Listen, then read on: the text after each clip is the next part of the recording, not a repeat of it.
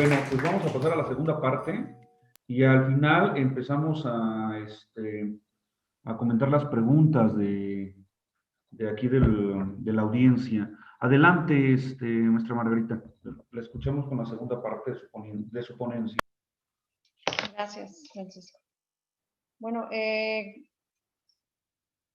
continuando también con lo que planteaba el doctor Gabriel, o como creo que es válido llamarle así por la experiencia y el conocimiento que nos comparte, me parece que acerca de esta puesta en escena que él menciona, ciertamente en esta puesta en escena también está el otro y también está el cuerpo.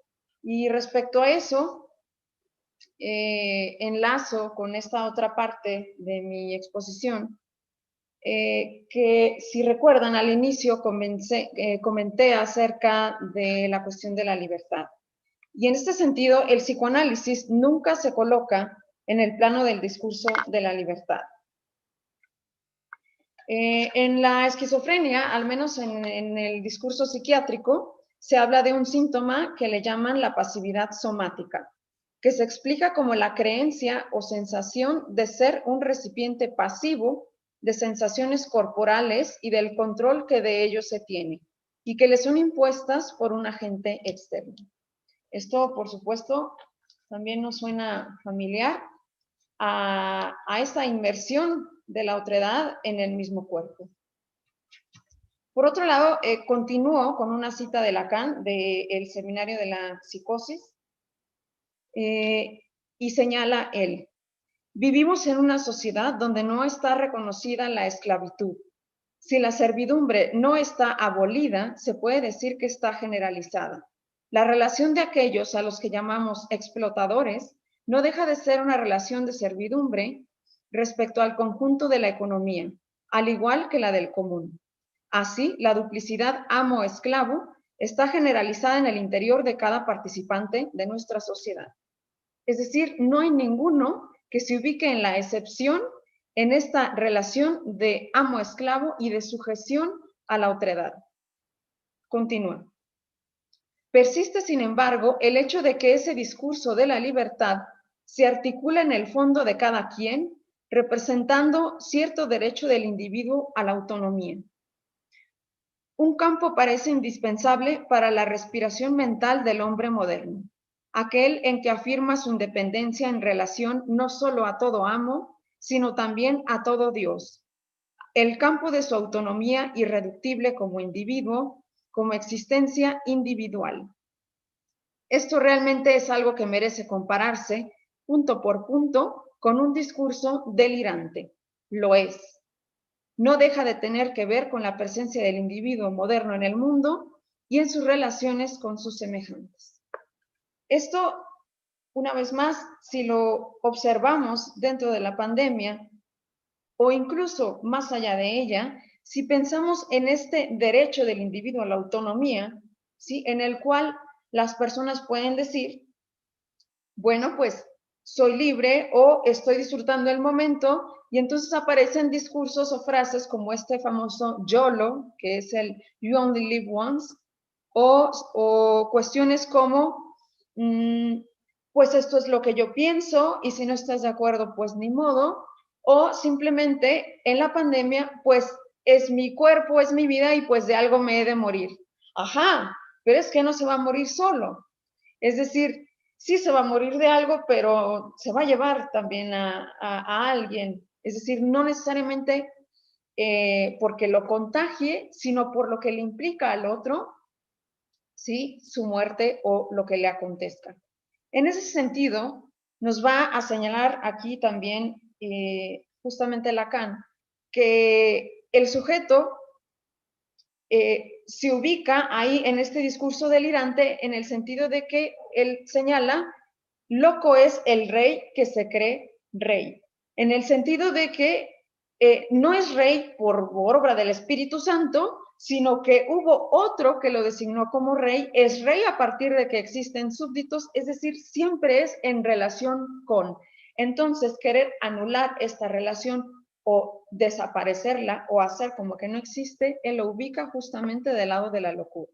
Y esto es muy importante de retomar, porque también a partir de eso podemos pensar que la libertad, entonces, es imposible en el sentido de que siempre existe esta relación con, al menos no esta libertad de la que se habla, vamos, ¿no?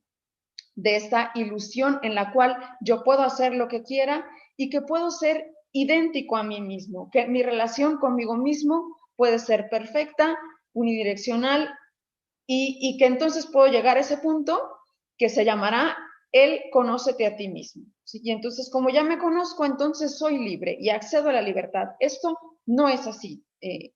Y con esto seguiremos. Insisto, entonces, el sujeto no es idéntico a sí mismo y su cuerpo tampoco. ¿Sí? Así entonces, hasta para encontrar su propia verdad, requerirá el sujeto de otro. Y en palabras de Sócrates, él dice, ningún discurso sale de mí, sino de aquel con quien yo converso. Es precisamente hablando que inicia la búsqueda de la verdad, hablando con el otro, hablándole al otro, y cuando el otro me habla, me devuelve mi propio mensaje de forma invertida. ¿Sí?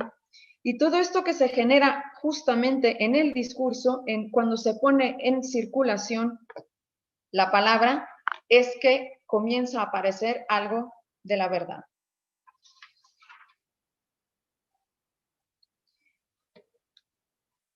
Michel Foucault hace un estudio en relación a el sujeto y su búsqueda por la verdad. Y dentro de sus puntos de vista encontramos esta separación entre dos puntos. El conócete a ti mismo, que tendría que ver con aspirar a un saber, ¿sí? Y ahí entonces podemos hacer una diferenciación entre el saber y la verdad, y el cuidado de sí, o la preocupación o inquietud de sí. Aquí también lo podemos pensar justo en relación a todo lo anterior que hemos dicho, porque este cuidado de sí no dice cuidado de mí mismo, cuidado del yo, no. Cuidado de sí implica también, de alguna manera, al otro, porque cuidándome a mí, cuido al otro. Esto es muy visible, una vez más, en la pandemia. ¿Sí? De este modo, lamentablemente, o bueno, no lamentablemente así, en el punto de vista de la ciencia, se aspira más bien a un saber que no tenga que ver con esta relación con el otro, como si fuera independiente del otro.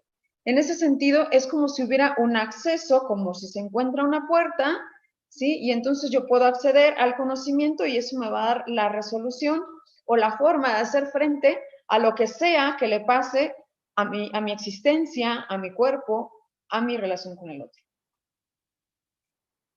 Sin embargo, en palabras de Foucault, dice, la práctica de sí se liga a la práctica social, o si lo prefieren, la constitución de una relación de uno mismo consigo se conecta de manera muy manifiesta con las relaciones de uno mismo con el otro.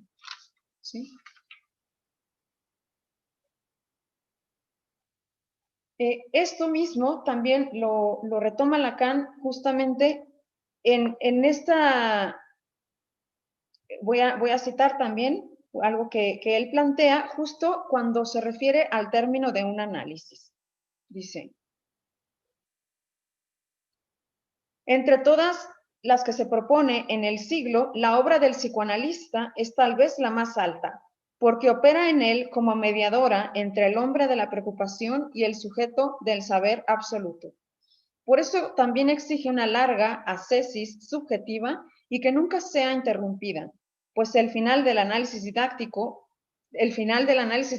mismo no es separable de la entrada del sujeto en su práctica. Es decir, esto que acontece en un análisis didáctico lo conecta también Lacan a esta continuación, vamos, ¿no? De este mismo cuidado de sí y a lo que implica esta relación o esta forma de relacionarse con la otredad, que no tendría por qué finiquitarse en ese momento, sino que eso continúa.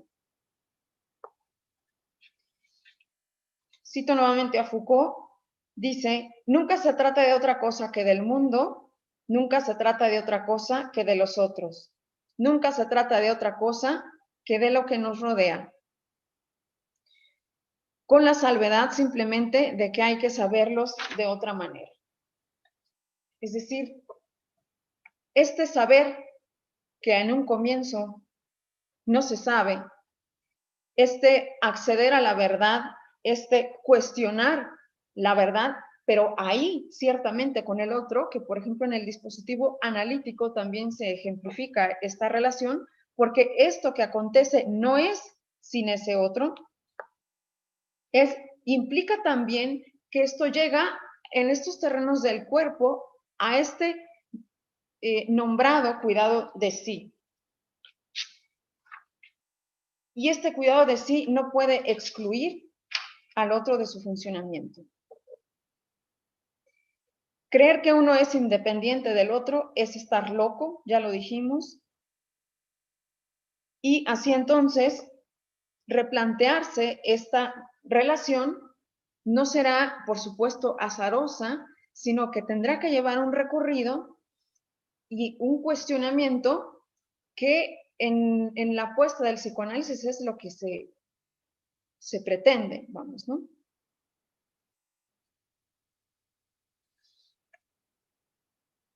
Y finalmente, justo en el cuidado de sí, si no se implica al otro,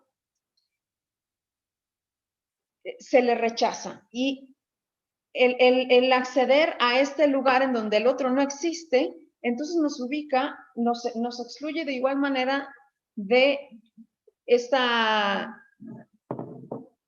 relación de la cual no podemos prescindir. La propuesta entonces es justo relacionarse con eso de otra manera, con la otredad, con el cuerpo y con el exterior. Y yo quisiera también finalizar con algo que sin duda está ahí, pero que sin embargo se insiste en atravesar. Es un poema que usa Lacan en muchas ocasiones y en el seminario de Aún o Encore lo menciona. Dice, entre el hombre y la mujer está el amor. Entre el hombre y el amor hay un mundo. Entre el hombre y el mundo hay un muro. ¿Sí? Este muro que sin duda señala las diferencias para con el otro, esta diferencia y de la imposibilidad de la relación con el otro en el sentido de la complementariedad de los sexos, implica también un reto y una posibilidad de poder relacionarse con eso de una otra manera, que nos posibilite un nosotros y no una exclusión, ni de lo uno ni de lo otro. Y con eso finalizaría yo para dar lugar a que continúe la discusión y a las preguntas.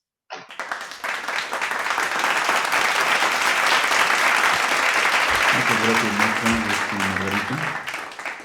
Claudia, no sé si quieras comentar algo o damos paso a psicoanalista Gabriel, como tú. Adelante, adelante para las personas por el tiempo que tenemos encima. Hola, buenas tardes. Soy Verónica de Chivilcoy acá. Hola. Adelante, Adriana Verón, adelante.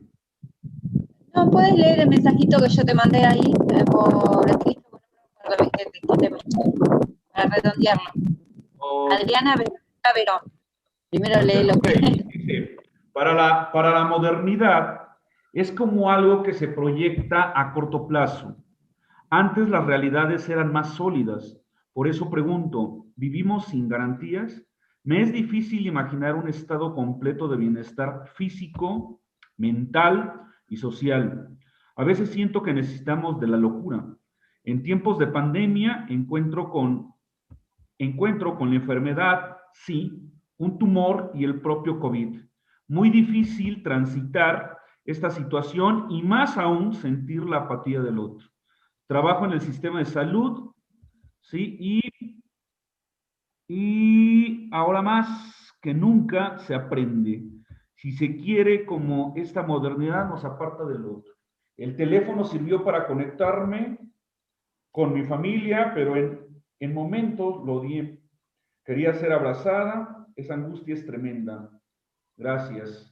Bueno, ciertamente hay muchas acepciones de la locura, y a saber lo que se entienda por ella desde un punto de vista cultural, desde el punto de vista psiquiátrico, pero desde este que estamos planteando, tendría que ver con esta, que bueno, también Lacan, así como también lo mencionó el doctor Gabriel, también habla de diversas concepciones de la locura, pero al menos en la que yo mencioné, que tiene que ver con esta exclusión del otro, justo es que eso no puede ser. Es decir, el sujeto no puede negar, bueno, vamos, sí puede, pero negar esto de donde viene, que lo constituye, lo deja en este terreno de la locura.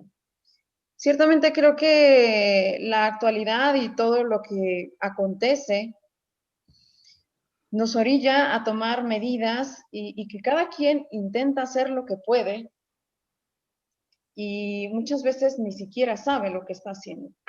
Pero pues esto es parte de, a saber, el cuestionamiento que pueda generar solamente a partir de este diálogo con el otro, como señalaba Sócrates. Porque en este cuestionamiento es que se va descubriendo algo de esa verdad. Pero ahí donde no existe ninguna posibilidad de cuestionamiento, entonces eso queda de alguna manera como enmascarado, vamos, ¿no? Y al menos también la intención del psicoanálisis siempre ha sido desenmascarar la misma actualidad para mostrar también su alienación. Muchas gracias, Vero, por tu participación. Bueno, ¿les parece que demos la participación al doctor Gabriel? Y ya al final cerramos, concluimos ya con las preguntas que voy a leer, varias preguntas. Voy a leer una pregunta de Jonathan Giraldo Gutiérrez, que es igual una buena pregunta para discusión. Entonces, damos pauta para la segunda parte. Adelante. Bueno, muchas gracias, Francisco. Voy a tratar de ir a los puntos más importantes porque me parecía interesante hacer este movimiento, ¿no? De lo que se presenta en ese despliegue, ¿no? de esa escena que conmovió al mundo hace apenas unos días. Ese pasaje de lo que aparece situado en términos de una verdad sociológica o una indagación sociológica, el aspecto policíaco, si se quiere, de la situación, las connotaciones culturales, cómo pasar de eso a algunas preguntas relativas a esa otra escena, ¿no? En donde podemos inferir que hay ese que queda en el centro de la escena, que no se angustia, por lo menos no hasta que no le faltan los alimentos orgánicos. Bueno, interesa abrir ahí ciertas preguntas respecto de su posición, de su implicación o incluso de su alienación, ¿no? Bien, voy a tomar primera referencia un texto de una colega psicoanalista que es Lidia Ferrari, que primero publicó en Facebook y después esa misma nota apareció en una página del taller La Otra, el 7 de enero de 2021, ahora hace unos días. Dice, mucha simbología nórdica en el asalto al Capitolio. Jóvenes disfrazados de personajes de leyendas celtas o vikingas, con cuernos y pieles, quieren mostrarnos la supremacía del norte del mundo. También los usa Lega Nord de Italia y la ultraderecha europea. Estos personajes y sus símbolos de poder no movieron a risa porque era el Capitolio de verdad y hubo, agrego yo, 5 muertos. Estos chicos, por llamarlos de alguna manera, que entraron al Capitolio como por su casa, que se hicieron selfies con policías, mostraron que la ultraderecha usufructúa de la debilidad mental que la misma maquinaria neoliberal crea. En estos muchachos que de niños jugaban a ser Odín o Batman, no desestimaría el desastre que es para el mundo la existencia de esta infantilización de emblemas de poder. No hablo de los niños, sino de la infantilización que crean los adultos. Hacen el mismo efecto que un niño disfrazado de Odín y rugiendo como un león. Claro, estos pueden portar armas. Ayer, por un rato, el videojuego salió de la pantalla y algunos de sus héroes se arrimaron al centro de la política estadounidense. Hoy volverán al videojuego online. Bueno, esta misma colega comparte una nota muy interesante por distintos aspectos. Por un lado, por lo que dice la nota, por otro lado, porque quien la escribe es Roberto Luigi Pagani. La nota se titula El uso político de la Edad Media nórdica y está publicado en también es una página web que se llama Un italiano en Islandia, 7 de enero también del 2021, y digo, tiene especial interés por algo que vamos a situar respecto del nombre del personaje, en donde Angeli es un nombre que él introduce en su personaje de ficción, Jake Angeli, aparece suprimido en el momento en que los medios masivos dan su identidad, y abre pregunta también, hay un enigma ahí respecto de quién es ese nombre, ¿no? Ese origen latino, ¿no?, que aparece en realidad en contraposición a esto que él aparece sosteniendo respecto de su pertenencia nórdica, si se quiere, ¿no? Entonces, que este texto, que es el autor es un italiano en Islandia, ¿no?, parece sumamente interesante también para poner algunos condimentos al análisis que vamos a hacer de la situación. Dice: los hechos ocurridos en Estados Unidos el 6 de enero de 2021, con la espantosa implicación de los muertos, han sido reportados en todos los periódicos del mundo. La fotografía de un hombre, cuyo nombre es Jake Angeli, apareció de forma predominante en las imágenes de los distintos reportajes debido a su mirada excéntrica. Sin entrar en los méritos políticos de la cuestión estadounidense, quisiera aprovechar esta oportunidad para hablar de otra cuestión, bastante seria y compleja, que cruza los estudios sobre la Edad Media nórdica, la recepción actual de ese mundo y los usos políticos que se le da. Como estudioso de la Edad Media nórdica, todos nos enfrentamos al hecho de que nuestra disciplina obtuvo un ímpetu considerable en sus inicios de una base teórica y motivaciones que no eran exactamente inocentes, y que el legado de ese periodo aún está extremadamente vivo en la cultura y en el imaginario popular. Me refiero al tema del supremacismo nórdico. Los estudios históricos y filológicos germánicos que comenzaron durante el siglo XIX fueron motivados en gran parte por un impulso ideológico en el sentido racial. Los nazis, a diferencia de lo que a menudo creemos, no consideraban a los alemanes como una raza superior, sino que admitían que eran el resultado de una notable mezcla de pueblos.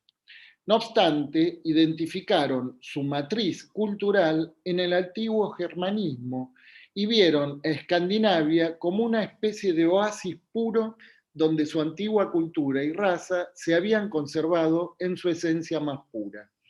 En particular, los nazis veían a Islandia como una especie de cuna de la cultura germánica, ya que es precisamente en Islandia donde se compusieron los únicos textos que tenemos en nuestro poder que nos ofrecen un vistazo a la mitología pagana germánica.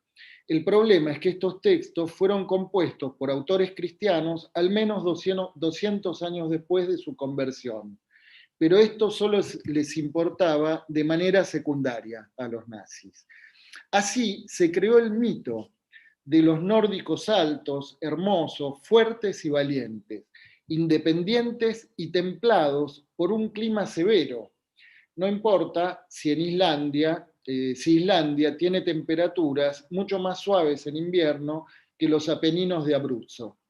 Con un casco de cuernos y, gracias a la serie de televisión Vikingos, un hacha en la mano, una cabeza rapada y un atuendo de metalero.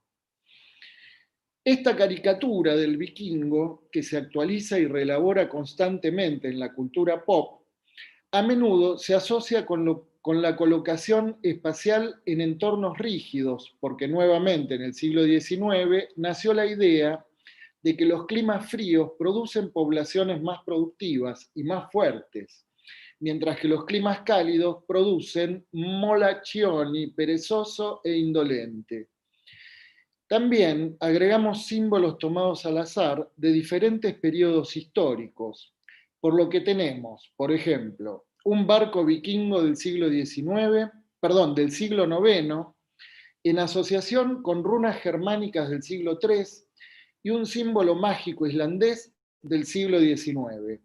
Si observamos el simbolismo que luce este personaje, Jake Angeli, notamos que exhibe una interesante mezcla de símbolos nórdicos tatuados en el cuerpo y un tocado de cuernos.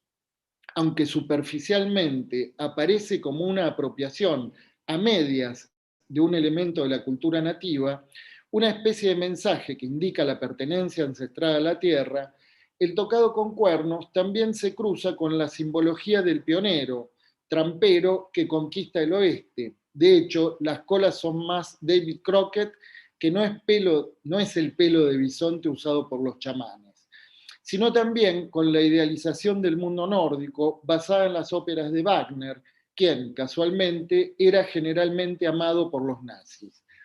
No pretendo ocuparme de la apropiación de elementos de los nativos americanos o del lejano oeste aquí, porque el tema es la Edad Media nórdica, Valknutr, que aparece en unas piedras rúnicas del siglo IX, pero cuyo significado desconocemos, una estilización del árbol cósmico, son impronunciables esas palabras, que en la mitología édica reúne los 9 mundos que componen el cosmos y un Mjolnir, el martillo de Thor. En el siglo XIX inglés, dice el autor, era una idea generalizada que el pueblo anglosajón estaba compuesto por afeminados y débiles antes de la invasión danesa del siglo IX, lo que habría traído un componente vikingo transformándolos en el pueblo de conquistadores e imperialistas en el que luego se convirtió. Última cita de este autor, dice: ahora está científicamente establecido que las poblaciones de la Edad Media escandinava ya estaban formadas por individuos bastante étnicamente mixtos, según lo informado por una investigación revolucionaria publicada en Science en 2020. Parece que en Escandinavia, en la Edad Media, había menos rubios de los que se habría extendido en los siglos siguientes, y ese contacto e intercambio genético con poblaciones más al sur ya estaba presente. Esto socava la idea de que en la Edad Media nórdica habría habido una especie de edad de oro en la que el espíritu escandinavo habría alcanzado, en virtud de su pureza, un estado de perfección, una idea que subyace a la explotación del período con fines racistas. Nuevamente, esto no significa querer negar las profundas diferencias entre los grupos humanos, sino enmarcarlas de una manera más equilibrada y menos alineada ideológicamente, haciendo justicia a su complejidad.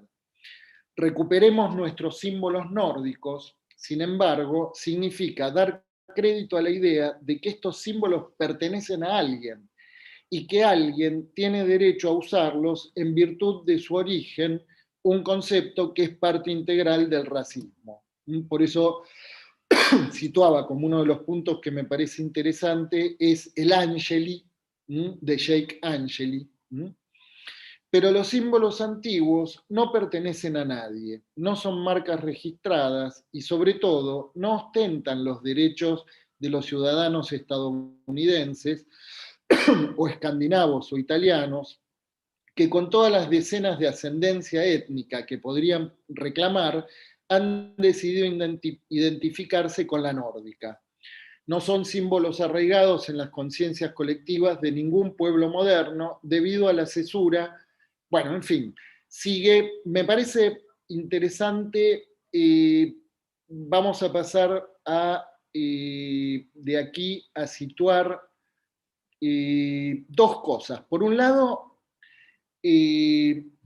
las teorías conspirativas de QAnon. Ahora vamos a volver sobre los vikingos, porque tomando lo que plantea Roberto Luigi Pagani, vamos a ver esa suerte de ensalada que aparece tanto en los tatuajes como en la vestimenta de este personaje que toma el centro de la escena en el Capitolio, ¿no?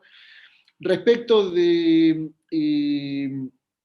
QAnon, que es el grupo que aparece vinculado a la insurrección, a la toma del Capitolio, lo que vamos a destacar, hay un montón de cosas, hay mucha información, pero lo que vamos a destacar ahí, que tiene que ver con el surgimiento de este grupo, ¿no?, por llamarlo de alguna manera, es que sus principales teorías de conspiración afirman que docenas de políticos y celebridades de una lista trabajan en conjunto con los gobiernos de todo el mundo para involucrarse en el abuso sexual infantil. Es decir, que ahí vamos a situar un punto central de lo que aparece denunciado el angelito Jake.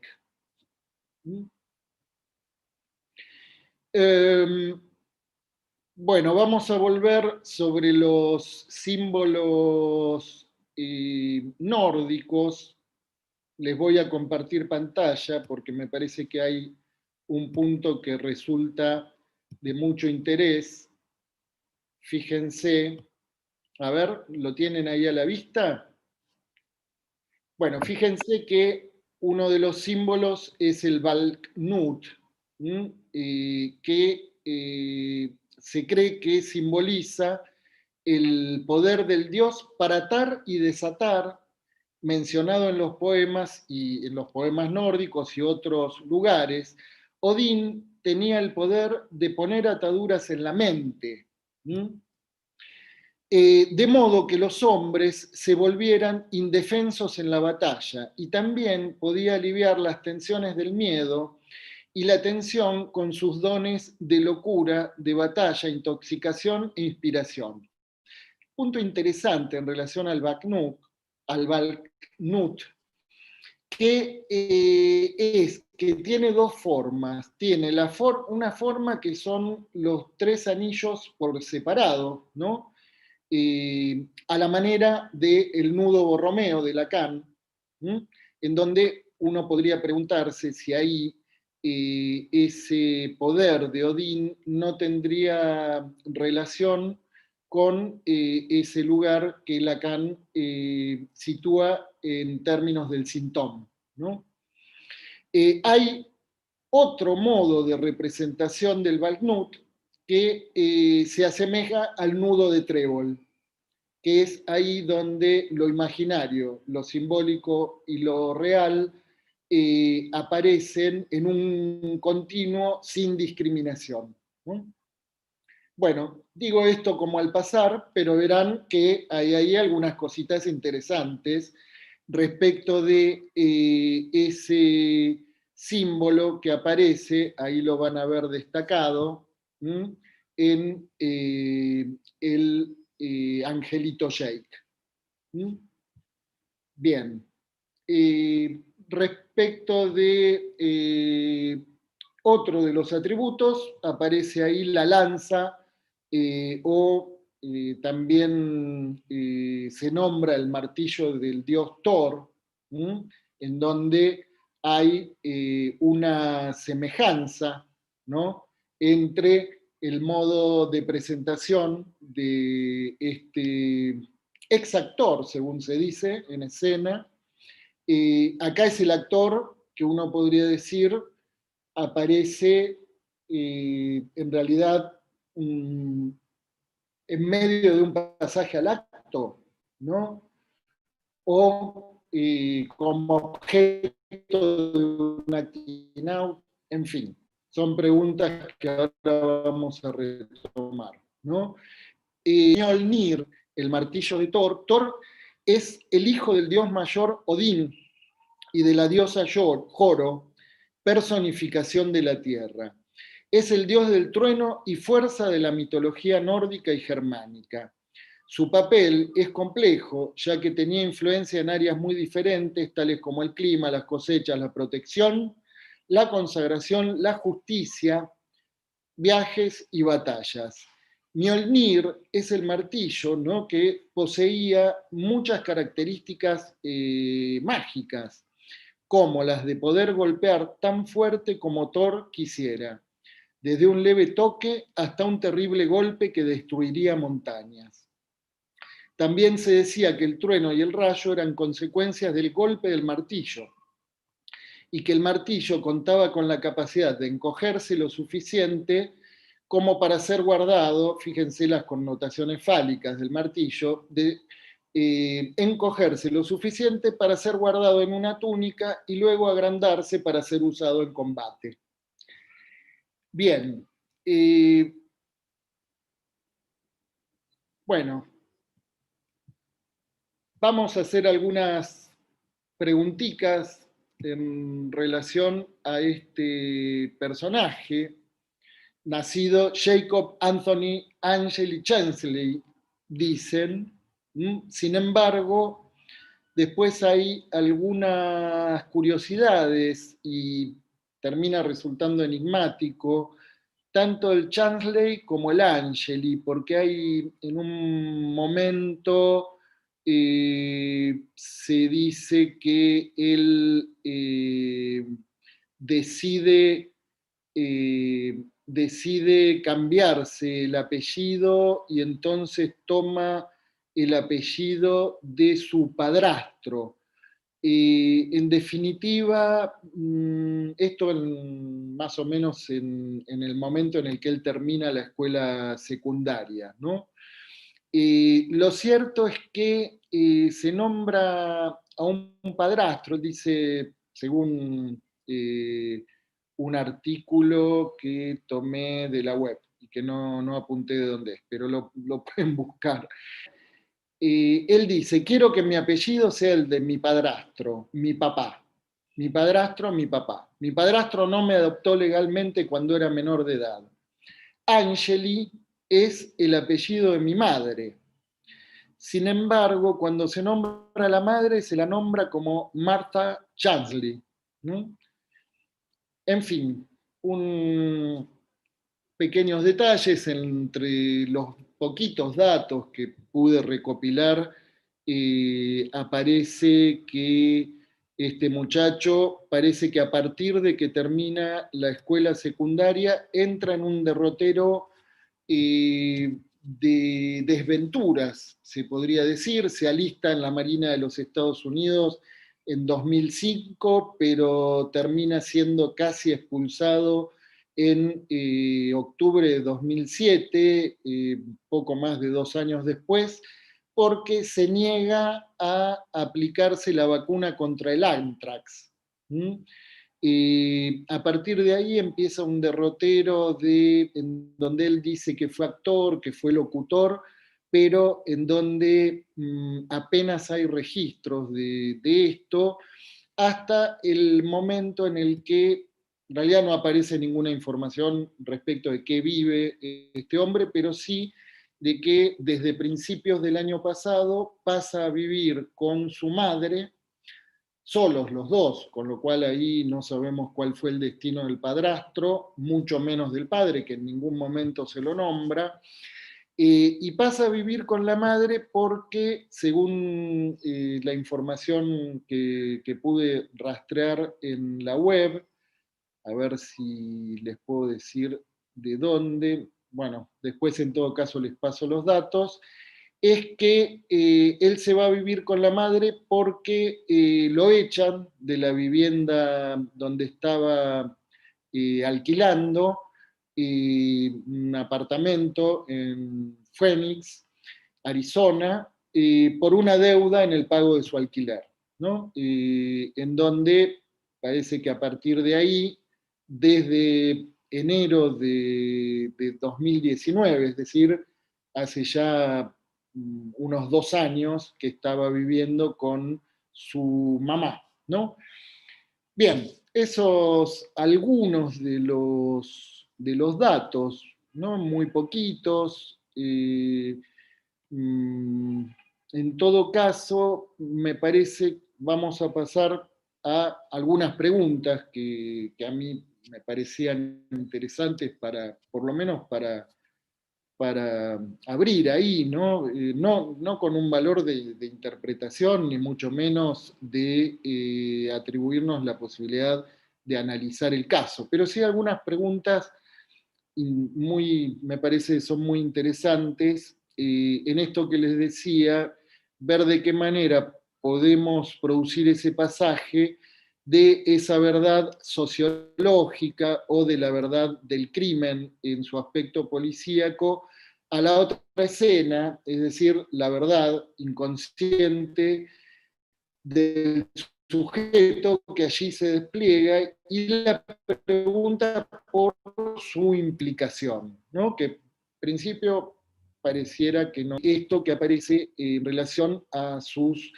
símbolos y creencias de pertenencia, ¿no? En los que él aparece identificándose en un derrotero, ¿no? A partir de terminar la escuela secundaria, que justamente aparece dominado por las dificultades respecto de situar su propia identidad, ¿no? Primero como marino, después como locutor, después como actor, ¿no? Identidad que viene rebotando de representación en representación hasta que se encuentra con QAnon. Bueno, algunas cosas fuimos situando en relación a los emblemas tatuados y las investiduras de su ornamentación. Les decía, hay algo ahí que tiene una presencia muy fuerte en relación al enigma sobre el nombre del padre, la confusión de los apellidos Chansley y Angeli. Esto les decía, la búsqueda de la identidad y el tropezón tras tropezón en esa búsqueda de identidad que termina en su situación de desamparo y el recurrir a los cuidados maternos, ¿no? Es la madre la que parece que nutre a este angelito Jake que solo puede comer alimentos orgánicos, ¿no? Bueno, una de las cosas que también aparecen como por lo menos un punto muy interesante, que es la insistencia de su origen latino, ¿no? Insistencia que, por un lado, no sé si es su padrastro o es el nombre de su padre, ahí donde aparece, por lo menos en la información con la que contamos, que él es nacido Angeli Chansley, ¿no? Si es nacido, no sabemos si ahí ya cuando nace tenía padrastro, ¿no? O si ese Angeli es la reintroducción por la ventana de esa puesta en escena del nombre del padre. Y por último, esto que les decía como el tema central de todo lo que son los postulados QAnon, que es que todo eso gira en torno del abuso sexual infantil y su reclamo de justicia, ¿no? El abuso sexual infantil y su reclamo de justicia. Entonces, ahí, volviendo a esta imagen que nos regalan los medios masivos de comunicación, podemos ver esa irrupción en el Capitolio, ¿no? de este Angelito Sheikh, quizás en otras coordenadas, ¿no? Si lo ponemos en conexión con esta problemática que aparece en relación al nombre del padre, si aparece, si lo ponemos en conexión también con cierta dificultad de anudamiento, si lo ponemos en conexión con ese tema principal que lo convoca, que es el abuso sexual infantil, ¿no? Y el reclamo de justicia, que aparece como el tema central de esa irrupción en el Capitolio, pero en donde ya no se trataría de una elección fraudulenta, en donde se impide que renueve la presidencia Donald Trump, sino que podríamos llegar a abrir una pregunta respecto de cuáles son las coordenadas de esa escena en la que el Angelito Sheikh queda en el centro. Bueno, hasta aquí mi presentación.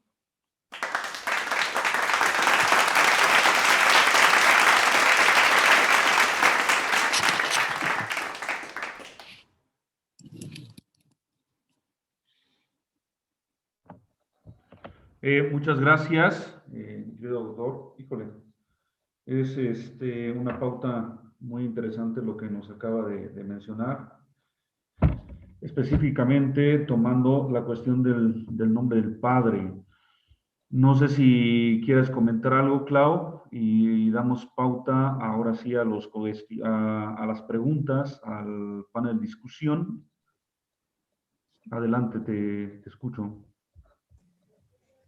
Adelante, empezamos con el panel, por favor. Ok, bueno, retomando lo que comentaron nuestros panelistas, hay una pregunta que dice así: en cuanto al afecto y sus definiciones, tan en Lacan como en Freud, ¿cuál es la lógica o el estatuto a fin del cuanto del afecto hoy en día? Y estas coordenadas, ¿en qué lugar las ubicamos en el nudo Borromeo? No sé si quieras responder, Margarita. No, adelante, adelante. Creo que es justo pertinente a lo que usted también estaba planteando. Sí, me parece necesario situar y distinguir dos tiempos lógicos, que es ese momento primero de la afectación, en donde, momento mítico, podríamos decir, en donde ahí Freud habla del organismo viviente, es decir, hay un recién venido que todavía no advino como sujeto, ¿no? Ese es un primer tiempo. El momento del anudamiento es un tiempo posterior y requiere de ciertas circunstancias, contingencias y, en fin, distintas cuestiones que ahí condimentan el guisado de lo que es la estructuración subjetiva, que incluyen el atravesamiento o no, el modo de atravesamiento del complejo de Edipo, incluyen los movimientos de alienación y separación, en fin, hay toda una complejidad de temas que se pueden desarrollar ahí. Ahora, que eso pueda tener como resultado un sujeto anudado a la manera en que Lacan nos propone el nudo Borromeo, ¿no? En donde hay posibilidad de establecer cierta articulación, tomar posición por parte del sujeto, están los condimentos para eso, o el nudo de trébol, en donde algo ahí no operó en la posibilidad de discriminar esto que de una manera ilustrativa Lacan propone como los tres registros, ¿no? Pero digo, me parece que no hay que perder de vista, por un lado, la complejidad en cuanto a la distinción temporal, ¿no? de dos tiempos distintos, el de la afectación y el del anudamiento, ¿sí? Y todos los condimentos que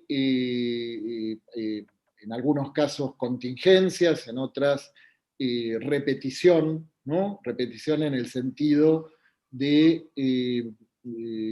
incluso se puede decir reactualización, ¿no? de lo no tramitado en las generaciones anteriores, ¿no? Ahí donde Lacan dice, hacen falta por lo menos 3 generaciones para producir un psicótico, ¿no? En donde, bueno, hay cosas que se cocinan de generación en generación, y el psicótico es el resultado de eso. Pero la psicosis no se puede situar solamente en el sujeto que la manifiesta, ¿no? Bueno, hasta ahí respondería. Sí.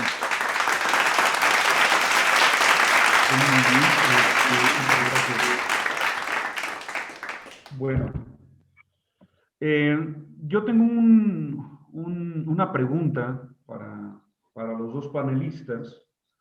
Ahorita escuchando pues la conferencia, la participación de la maestra Margarita, de aquí del doctor Gabriel Polis, me retomo un poco a un libro de Roberto Espósito que se llama Comunitas, ¿sí? Y ahí en el libro de Comunitas viene una introducción de Jean-Luc Nancy, donde menciona claramente esta parte de la comunidad y habla del munus, que significa con, relación, ¿sí? En conjunto.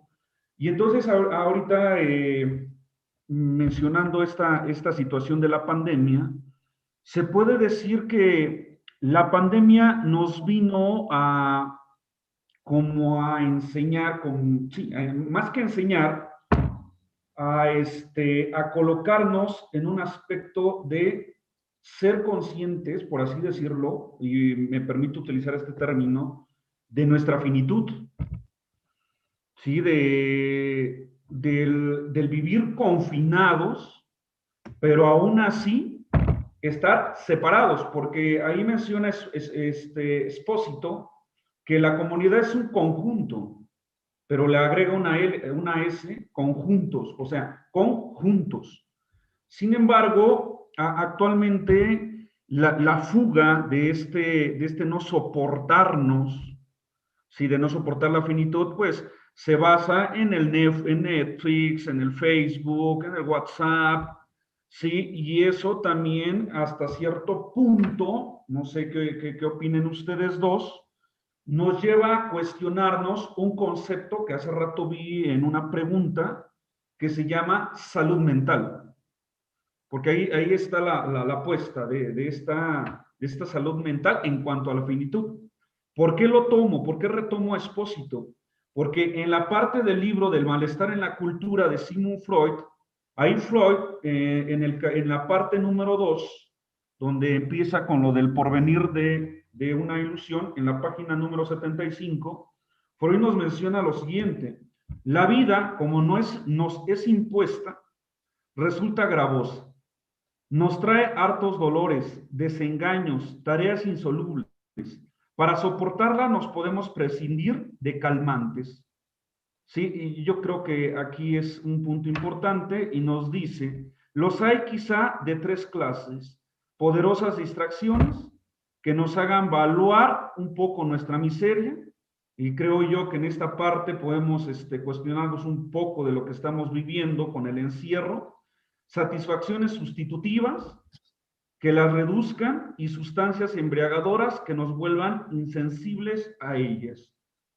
Yo creo que una sustancia embriagadora, podemos hablar del cigarro, del alcohol, de las drogas, pero también cae esta cuestión de las redes sociales. No sé qué opinen. Sí. Las redes sociales, justo como embriagadoras, ciertamente, sobre todo cuando fue el periodo del confinamiento más radical, que al menos aquí en Guadalajara pues va a volver a ser más o menos así. Ya nos dijeron que de hecho a partir de hoy, 2 semanas, nos van a recluir nuevamente. Y ciertamente hay incluso muchos memes, ¿no? Porque los memes son interesantes porque muestran muchas verdades como de la vida cotidiana que están, vamos, ¿no? En el discurso, sobre todo de cómo experimentan esto la juventud. Y en estos memes también están estas frases como, qué bueno que nos tocó la pandemia con los smartphones, por ejemplo, porque si no, imagínense que nos hubiera tocado en el 2000, hubiéramos tenido nada más que jugar Viborita con el Nokia, o simplemente estar encerrados sin Netflix, o sea, imagínense con el Internet que se tardaba 50 años para conectarse, es decir, todas estas lamentaciones que enuncian la juventud, o los que les llaman los millennials, que muchos de nosotros aún estamos dentro de esa categoría generacional, ciertamente hay muchas quejas que una manera de hacer algo con ellas, pues muchas veces se recurre a eso, ¿no? Y justo lo que está a la mano, también lo que la cultura ofrece, y es más o menos también lo que planteaba al inicio, como estas formas de lidiar con ese goce, con esa incomodidad, con ese malestar que produce la cultura. Ah, ¿te molesta el otro? Ah, bueno, pues quédate en tu casa, pero también te dice qué hacer y qué no hacer. También decían, por ejemplo, si la pandemia pasa y tú no leíste un libro y no aprendiste un idioma nuevo o no hiciste no sé qué, entonces el pretexto, no, el motivo no era el tiempo, eras tú, ¿no? Entonces así como, incluso en esta imposición de una lógica de producción, de que, o sea, no tienes que pasar la pandemia así como por nomás de oquis, ¿no? Como dicen, sí, ¿no? Tienes que producir algo en ella y si no, pues, o sea, no sirves para nada. Y esa situación también llevó a la depresión a muchísimas personas, porque entonces decían, es que no estoy haciendo nada.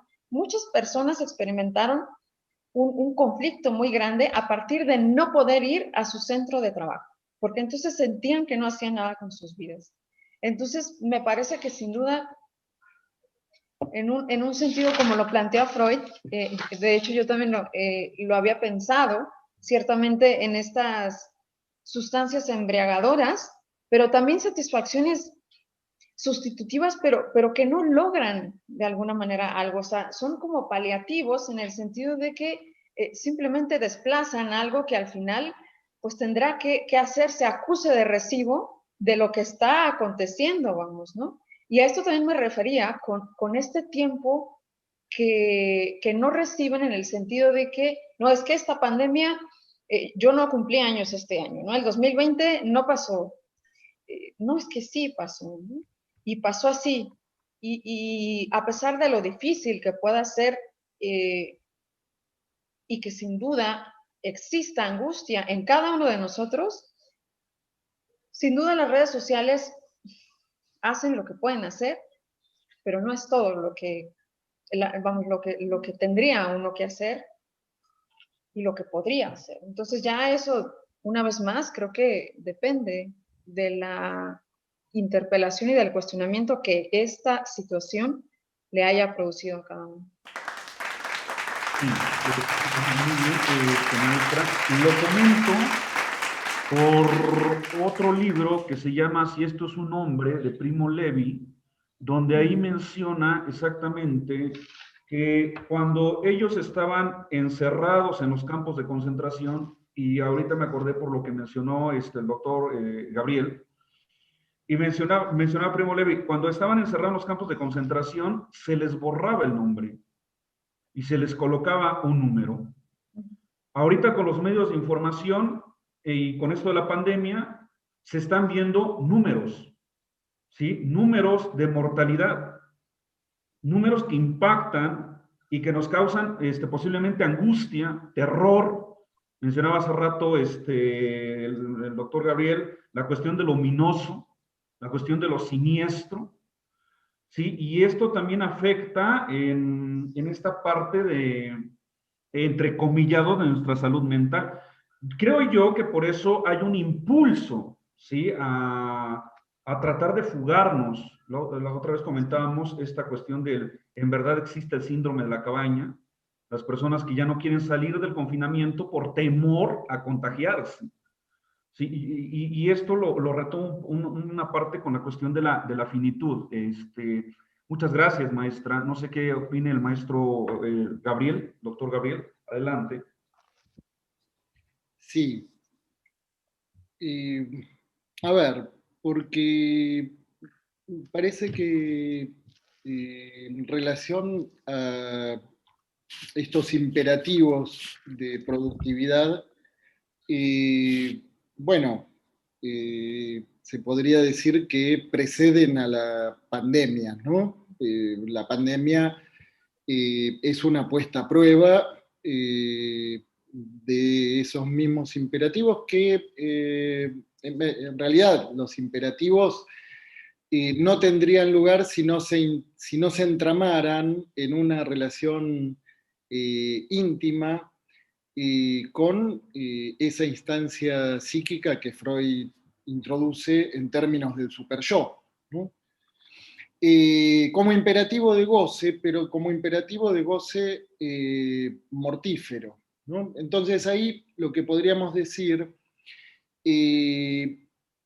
una cosa es la productividad que muchas personas, entre las que en algún punto me gustaría incluirme, me gustaría, no sé si eso habría que preguntarle a mi analista si corresponde que me incluya o no, pero es ahí en donde la productividad puede estar comandada por el deseo. Hay una diferencia radical con esa productividad comandada por la angustia, por los imperativos del superyo, ¿no? En donde también ahí hay una divisoria de aguas respecto de este destino de la pulsión que Freud ubica en términos de la sublimación.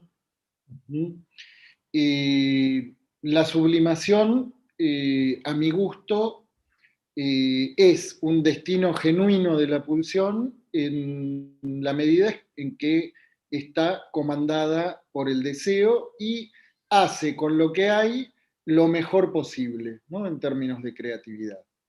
Ahí es donde la sublimación acredita como destino genuino de la pulsión, ¿no?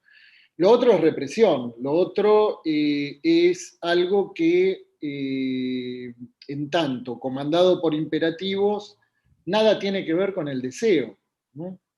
Entonces, ahí nos podemos encontrar con pandemia o sin pandemia en un empuje a la productividad, que esto está muy desarrollado en la obra de este filósofo surcoreano que es Byung-Chul Han, ¿no? En donde ese imperativo a la productividad, bueno, tiene efectos de distinta naturaleza, ¿no? Tiene efectos en el nivel del aroma del tiempo, ¿no? Le quita el aroma al tiempo, ¿no? Cosa que coincide con uno de los síntomas del COVID-19, que es dejarnos sin olfato, ¿no? El libro El aroma del tiempo está publicado mucho antes de la pandemia, pero viene a cuento, ¿no? Porque ahí también podemos jugar con esa imagen en donde no la pandemia, sino los imperativos de productividad, los imperativos superyoicos del otro, le quitan el aroma al tiempo. Pero eso ya no tiene nada que ver con la pandemia.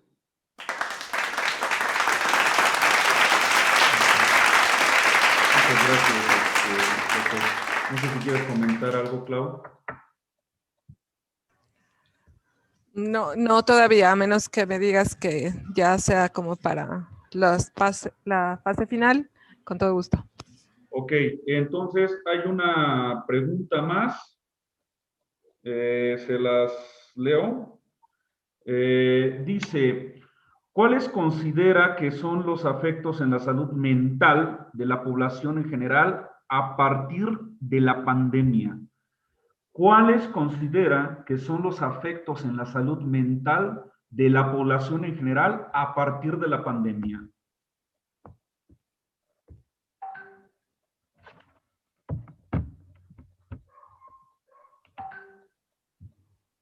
Sí. ¿Quiere usted comenzar?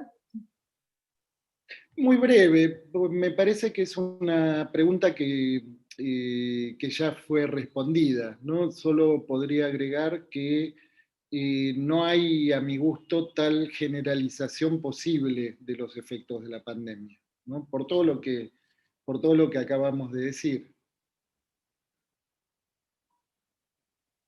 Sí, ciertamente coincido con lo que usted plantea. Lo que a cada quien le implique será diferente. Muy bien, no sé si los que nos están escuchando quieran comentar algo,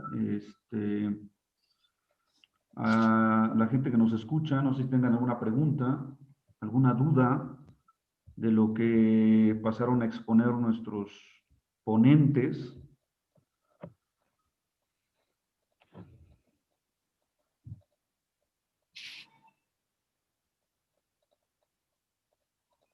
Clau, te doy la palabra. Muchas gracias. Bueno, pues el comentario era también que tenía que ver un poquito en una pregunta anterior. En términos resumidos decía que ha hecho el psicoanálisis ahora en la actualización, en este nuevo lenguaje y las redes sociales. Y nos hicieron favor de contestar esta parte de la aproximación del analista hacia el analizante. Pero también yo considero que esta creencia de que el psicoanálisis se está actualizando ahorita en la pandemia para estas modalidades tecnológicas, pues es eso, es justamente una creencia. Y bueno, nada menos que el analista Gabriel Puliche, precisamente al escribir en una revista muy reconocida en Psicomundo, podemos remontarnos a 1996, cuando fue el origen de estas revistas electrónicas, un poco la iniciativa de Michel Zuval, en el sentido de que el psicoanálisis tenía que tener una transmisión de una forma más masiva, digamos, menos académica, menos institucionalizada. Y bueno, el lenguaje se modificó desde entonces. Entonces, estamos hablando de que el Internet ya existía en aquella época, aunque muchos de ustedes no lo crean, y precisamente, aunque no tenía la velocidad y la calidad de los medios de comunicación en la actualidad, el psicoanálisis hizo esa ruptura. Por el otro lado, estamos hablando de que desde Lacan hubo esta reedición hacia Freud. Entonces, el vanguardismo en el psicoanálisis lo podemos hablar desde el mismo Freud incluso. Él mismo hizo y deshizo, rehizo, construyó, deconstruyó y reconstruyó su propia teoría.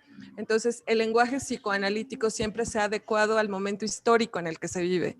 Y eso yo creo que es un poquito también reivindicar la actualidad del psicoanálisis. Porque, bueno, tal vez en el inconsciente colectivo, en el colectivo social, la gente piensa que el psicoanálisis ya es obsoleto porque hay todavía esta creencia de que las prácticas son de la época victoriana, donde fue creado o desde donde se gestó este acúmulo de conocimientos. Y por el otro lado, bueno, yo creo que hay que retomar también esta cuestión de que el día de hoy, que es el primer encuentro en Diván, este primer encuentro del año del 2021, no podríamos decir que post-pandémico, pero sí digamos que ya con la pandemia en nuestra vida, pues a final de cuentas también es muy importante retomar que las cosas desde el inconsciente surgen así, porque así se dan estos encuentros. Y bueno, tenemos a nuestra otra ponente, la maestra Margarita Nieto, y si recordamos que la tesis de Lacan sobre Marguerite, que él la llamaba Aimé, pues a final de cuentas desde ahí se gesta esta nueva forma de psicoanálisis. Entonces, nada en este mundo es gratuito, nuestro inconsciente hizo que nos encontráramos el día de hoy. Y bueno, a final de cuentas es esta invitación a que sigamos haciendo estos encuentros desde lo inconsciente, pero haciendo consciente aquello que no queremos que haga este pasaje al acto, ¿no? A final de cuentas. Y bueno, pues agradeciendo a todos el favor de este acompañamiento y esta nueva forma de ver las cosas desde la humanidad. Y bueno, yo creo que un poquito también en este cuestionamiento humano, ¿no? De qué va a pasar después, esta incertidumbre. Y bueno, pues al final retomar a lo mejor desde las posturas un poco más ideológicas y filosóficas, en el sentido de que la incertidumbre es lo único de lo que podemos tener certeza. Entonces, el manejo de nuestra angustia depende más bien de la capacidad que tengamos de hacer conciencia o de conocernos o de tener la capacidad de adentrarnos en cada uno de nosotros. Y como bien lo mencionan, nosotros hablamos de los cuerpos teóricos, tal vez de los postulados teóricos, a lo mejor de la argumentación académica, pero realmente recordemos que el psicoanálisis se gesta solamente en el contexto terapéutico cuando está un analizante y el analista. Fuera de ahí no hay una receta general. Entonces también romper este mito de que la interpretación es masiva o los sucesos son totalmente aplicables a quien pregunte. Recordemos que es tan individual como la construcción de uno mismo, ¿no? Y pues muchas gracias. Gracias a todos por su participación, gracias a nuestros ponentes. Y bueno, ya se dieron cuenta la calidad de las personas y de la experiencia clínica que tienen. Y a final de cuentas, este es el psicoanálisis de la actualidad. Muchas gracias. Muchas gracias a Gabriel, gracias a nuestra Margarita. También haciéndoles hincapié de que el viernes 12 de marzo, van a estar participando la maestra Margarita y también el doctor Gabriel, junto con el doctor Daniel Gerber, la doctora Catalina García Rojas y el doctor Manuel Asensi Pérez, en la ponencia La Moda Negra, Depresión, Locura y Síntoma. Sí, de nuevo, muchas gracias a los dos. Les agradezco su participación, el tiempo y el espacio, y pues seguimos en este discurso del psicoanálisis. Bueno, muchísimas gracias. Un placer compartir la mesa con Margarita. Y bueno, entonces nos volveremos a encontrar pronto y estamos entonces en contacto. Muchas gracias a todos los que participaron hoy. Muchas gracias a todos, igualmente muchas gracias Gabriel, Francisco y Claudia, y a todos los que estuvieron aquí, muchas gracias. Que pasen buena tarde o buena noche. Que pasen buena tarde y excelente noche, doctor. Hasta luego todos. Bye, bye.